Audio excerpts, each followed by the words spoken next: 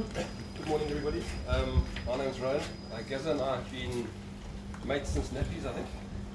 We spent many happy holidays down at the shack. For those of you who are not familiar with the shack, it was a little place that looked like the servants' quarters for the house next door, which is a double story.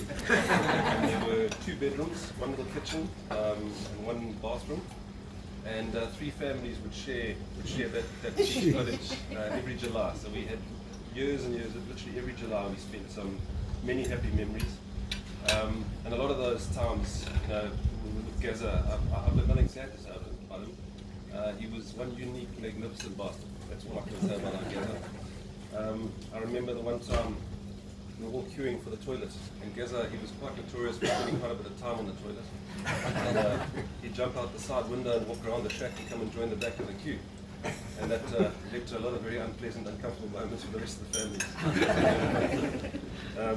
There was one occasion where myself, Andy, Gary, Brad went into the bush looking for peasants. And we were quite deep into the bush at one stage, and my father, who has since departed, he came up behind us and he gave what sounded like a wild boar sound.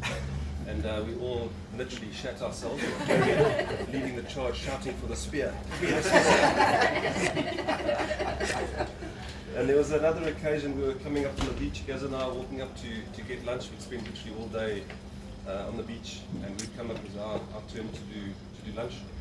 And there were a couple of really hot birds walking behind us, so we kind of walked past the shack, and we went into the driveway of the double story.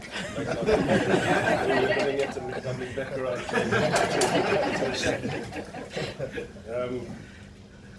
Many fishing memories. I mean, Gaza would fish all day long. He was, when the clerks came down, he'd get a shad run going. It was just amazing. He was just one special human being. And the fishing weekends with his Uncle Brian. The first one I went on, I can remember it as clear as day. They put a whole lot of wood on the fire and let that fire burn down into ashes, and they put a dry grid on, and they put the meat on, and that was supper. And I'm quite accustomed to salads and vegetables and that, but Gaza would have just meat. That was supper. The next morning, breakfast was pies. up and down the coastline, and by the time Sunday came and I got home, I was reaching for the multivitamins and what have you. And the following fishing trip we took, I volunteered. I said, look guys, I'm gonna do the cooking this weekend. So I made a nice big roast chicken with vegetables and what have you. I don't think Gaza really fully recovered from that weekend. It was a healthy weekend. So, he lived at a digs. I don't know if you guys were familiar with his digs, the Brass Bull. I think you were there. Yeah.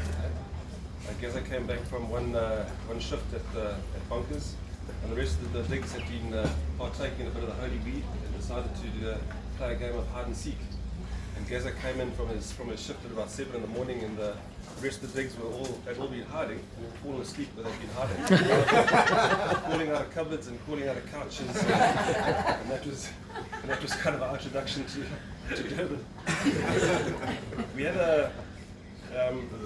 I don't know if any of you spent, well, if Gary spent a night with any one of you. His snoring was something that was unbelievable. But it leads me to the final story.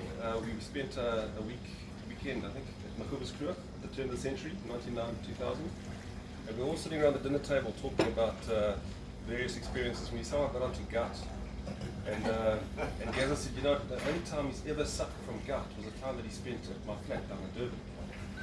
And he'd been on the culture scene, and he'd been taking Puricos. And I said to him, no, Gaz, you didn't have gout loss. He came, I was studying for an exam, and he'd been at the California hotel, gambling and partying it up. And he'd come back and he'd collapse on my speaker couch, and he was snoring. I could not even read, let alone take anything at. We bought a BB gun that we'd use to shoot cats. We were fighting with our cats. And he was sitting there, his nostrils were just kind of, and I propped his foot up on the side of the sleeper couch. I took aim, and I dropped it, and I was starting to laugh now. Set it up again, and I pulled him on the big toe. He sat up out of the coma, and he fell back down again. And that was his first experience of gout. Thank you for your time. Rest in peace, Gavin. Special man, special friend, special son. We will miss him. But thank you all for coming and thanks for your time.